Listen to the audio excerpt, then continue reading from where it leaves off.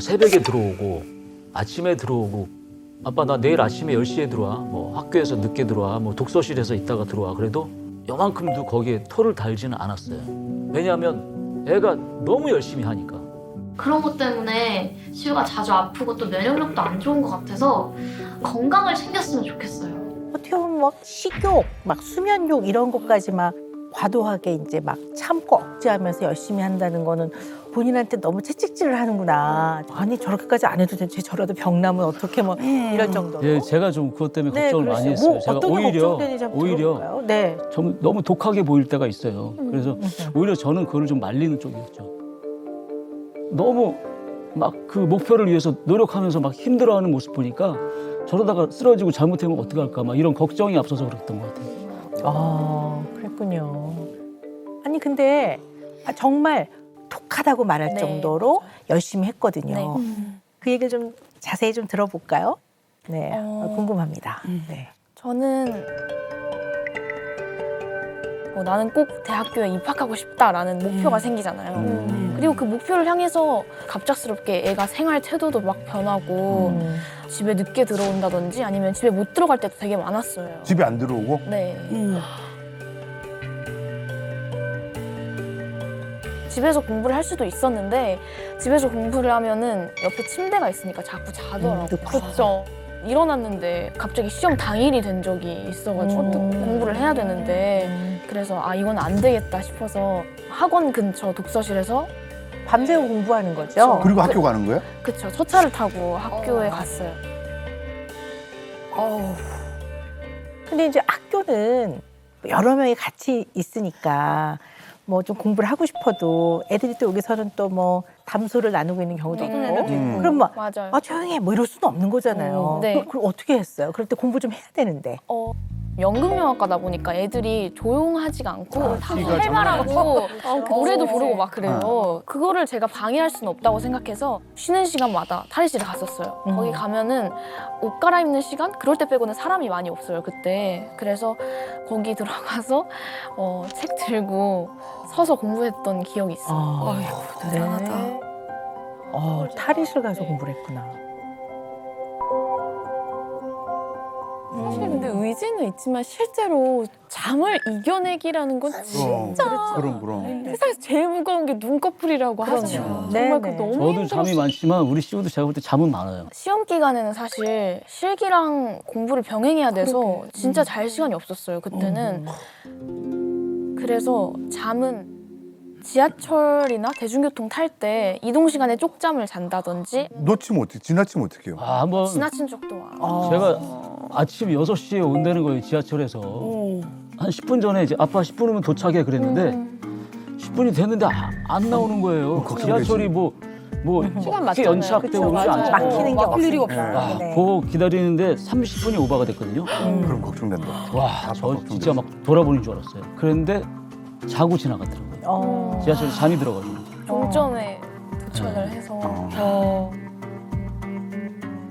아니 근데 종점에 도착을 하고 다시 반대쪽으로 가야 되잖아요. 설마 근데 눈을 떠보니까 또 그 반대 종점? 네, 종점이 있더라고요. 어떡해. 그래서 완전히 기절한 거야. 아유 잠이 부족해서. 가족들한테 연락이 많이 와 있었죠. 뭐 이러다 보니까 가족들이 많이 걱정을 했었던 것 같아요.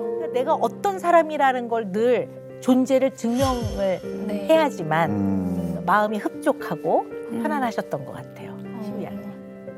이런 거를 동기라고 해요. 동기. 동기라는 거는 내적 동기가 있고 외적 동기가 있어요. 내적 동기라는 건 뭐냐 하면 뭐 당장 눈앞에 보이는 게 아니어도 내가 이런 과정을 통해서 내가 이것을 꼭 이루겠다라든가 내가 이런 거에 기여를 해보겠다라든가 나는 이런 사람으로서 좀 살아보고 싶다라는 게 이게 내적 동기거든요.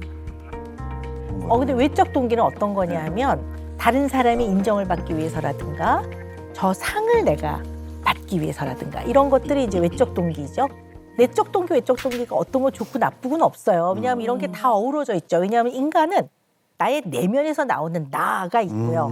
또 사람과 같이 살아가기 때문에 끊임없이 외부의 어떤 영향을 받을 수밖에 없거든요. 근데 외적 동기가 더 많으면 이거는 나보다는 외부의 상황에 내가 영향을 많이 받기 때문에 어떨 때는 힘든 상황에서 잘 버텨내는데 힘을 잃기도 하죠. 내적 동기가 단단하면 웬만한 어떤 좌절이나 이런 거에 잘 안 흔들리고 단단하게 지켜나가요.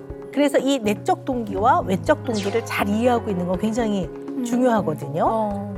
시우는 내적 동기는 어떤 거고 또 외적 동기는 어떤 게 있는지 네, 궁금합니다. 네. 우선 내적 동기는 가장 기본적으로 제가 가지고 있는 배우를 향한 꿈이 아니었나. 사실 저는 내적 동기보다는 외적 동기가 조금 컸던 것 같아요. 왜냐면 일단 제가 아빠 딸인 거를 주변에서 다 알고 있어서 나는 항상 잘해야 되고 조금 우리 가족 조금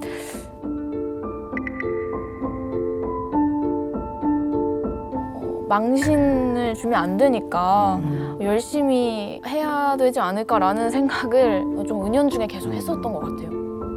언니가 좀 어린 나이에 댓글들이나 아니면은 뭐 맞아. 아빠 영향으로 방송에 나왔다. 뭐 다 아빠의 그런 환경들 때문이다. 어린 나이에 상처를 많이 받는 모습을 보면서 나중에 다 커서 나 혼자 힘으로 꼭 데뷔를 해야지. 절대 박남정 딸이라는 키워드를 나는 달고 나가면 안 되겠다라는 생각을 하게 된 것 같아요. 맞아요. 제가 중간에 좀 설득도 했었거든요. 맞아요. 그거는 연예인 자녀로서 당연히 넘어야 될 산이고 당연히 대중들은 그렇게 얘기하는 거다. 그거를 부정적으로 생각하지 마라. 아빠가 볼 때는 나쁜 게 아니니까 그렇게 좀 권유를 했었는데 아주 단호하게 아예 근처도 못 가게. 그럼 오늘 상담소 나오시는 것도 좀 고민을 하셨겠네요. 처음엔 고민을 했는데 대학교에 5군데 합격이라는 증명을 처음으로 제 힘으로 해내기도 했고 그래서 이런 증명한 게 있으니까 그래도 사람들이 조금은 다른 시선으로 봐주시지 않을까라는 생각으로 좀 용기를 내서 제가 이렇게 쭉 얘기를 들어보니까 다 똑같은 엄마 아빠 밑에서 태어나도 다 좀 다르거든요, 자녀가요. 생물학적 특성도 다르고 성향도 다르고 기질도 다르고 또 커오면서 경험한 것들이 다르기 때문에 또 좀 성격도 다르고 그래요. 근데 시우는 이렇게 보니까 원래 좀 주도적이고 네. 또 자기 주관이 뚜렷하고 이게 좀 강한 편인 것 같아요. 네. 그럼 이제 언니는 먼저 데뷔를 했으니까 기사에 나와도 언니 이름이 먼저 나올 거고 만약에 시우 얘기가 좀 나와도 누구의 동생 이렇게 나오니까 이게 이제 나이상 상황상 오롯이 본인의 능력과 모든 노력으로 나를 증명할 거야 하는데 아직 무르익지 않은 거죠, 시기가. 그렇게 무르익기 전까지는 나는 안 나설 거야 이런 마음이 있는 거죠. 네. 그게 부끄러운 게 아니라 나는 충분히 준비가 되고 내가 충분히 발휘할 땐 난 나설 거야. 약간 그런 것 같아요, 제가 봤을 때는. 네. 제가 볼 열정 때는 있게 할수 언니한테 좀 자극을 많이 받은 것 같아요. 시은 양한테. 그러니까 제가 볼 때 이제 언니가 부각을 받고 어느 순간 갑자기 확 그렇게 그 이상으로 뭔가를 해야 되겠다 하는 이런 게 제가 보이더라고요. 이게 좀 더 들어가서 조금 더 근원적인 이유를 좀 찾아보고자 하는 그런 부분들이 있거든요. 그렇게 생각을 해봤을 때 네. 시우에게 있어서 왜 유독 언니가 네. 외적 동기가 됐을까 궁금합니다. 연극영화과 입시를 준비하면서 연습생 생활을 같이 하고 드라마 촬영을 같이 하고 그리고 시험 공부까지 이 4가지를 다 병행하면서 그거를 다 해내더라고요. 제가 막상 고3이 되고 그때 언니는 진짜 어떻게 한 거지? 라고 생각하면서 그래 언니가 했는데 난 못하겠어? 나도 다 할 수 있어. 될 때까지 해보자 라는 그런 마음이 들었던 것 같아요. 이게 어떻게 보면 닮고 싶은 사람의 모습을 보면서 기준이 생기는 거죠. 아 맞아. 네, 그러니까 언니가 그 힘든 거 해내는 거 보면서 그렇다면 나도 할 수 있고 나도 그런 상황이라면 겪어내야 하는 거구나라는 기준치들이 생겨나죠. 카인과 아벨 이야기 아시죠? 네.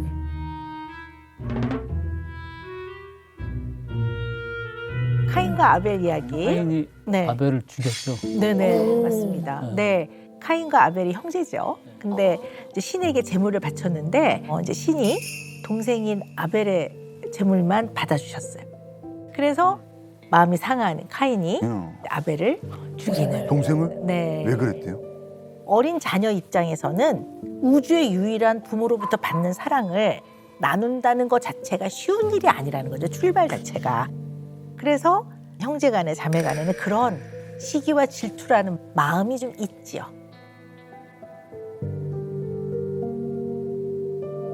어쨌든 나는 언니를 좋아하긴 하지만 그리고 언니를 굉장히 닮고는 싶지만 비교하는 마음이 좀 들지 않았을까? 그런 뭐 궁금증도 좀 생겨요. 언니가 연예인이다 보니까 외형이나 그런 거에 신경을 많이 써야 되잖아요. 그러니까 옷도 엄마가 골라주시고 액세서리나 아니면 뭐 화장품? 아니면 들고 다니는 뭐 가방이라든지 언니 소지품 같은 것도 항상 엄마가 이렇게 골라주시고 한단 말이에요. 그런 걸 보면서 저도 솔직히 좀 나도 갖고 싶다라는 생각을 했던 적은 있어요. 나는 나중에 사달라고 해야겠다. 지금 나까지 막 이렇게 너무 이거 해줘 저거 해줘 하면 엄마가 힘들어하실 것 같아서 그런 것들은 좀 이해를 했던 것 같은데 엄마나 아빠가 많이 걱정해주고 그랬으면 좋겠다. 언니한테 많이 신경 써주시는 모습을 보면서 아빠는 신경 많이 썼는데 근데 이제 무의식 중에 나는 조금 서운했던 게 있었지. 그렇죠. 그래서- 전 무슨 말씀이 충분히 네. 이해가 돼요. 왜냐면 이게 어떤 누구도 의도적이진 않지만 약간 그런 데서 오는 그냥 본인 내면에서 오는 네. 섭섭함이 맞아. 있었겠지. 네. 네네. 근데 이제 그걸 또 부모님에게 얘기하기도 어렵지. 왜냐면 부모님 너무 최선을 다해서 아껴주신다는 걸 아니까. 완연한 어른이 되어가는 이제 길목에서 겪는 이제 성장통은 사실 이제 부모 도움 없이 내가 오롯이 치러내야 되는 부분들도 많거든요. 물론 부모와 의논은 하지만 어린아이처럼 부모가 대신해주지 않거든요. 그러니까 어떨 땐 좀 더 아플 때도 있고 또 좌절을 하면 본인이 또 딛고 가야 되니까 상당히 이제 힘을 내야 되죠. 그래서 이때 필요한 거는 정말 나만의 단단한 내적 동기입니다. 누군가는 너 실패한 거야 이렇게 말을 해도 내 스스로 아니야 이번에 이 경험은 나한테 정말 장분이 됐어 이렇게 생각할 수 있는 게 아주 단단하고 강한 나만의 내적 동기이거든요. 근데 이게 있다면 뭐 좌절도 하고 실패도 하고 그러지만 좀 일어설 수 있겠죠. 물론 일어서는 과정이 아프기도 해요. 언제나 안 아픈 건 아니에요. 그래서 이런 것들을 좀 해나가셨으면 좋겠어요.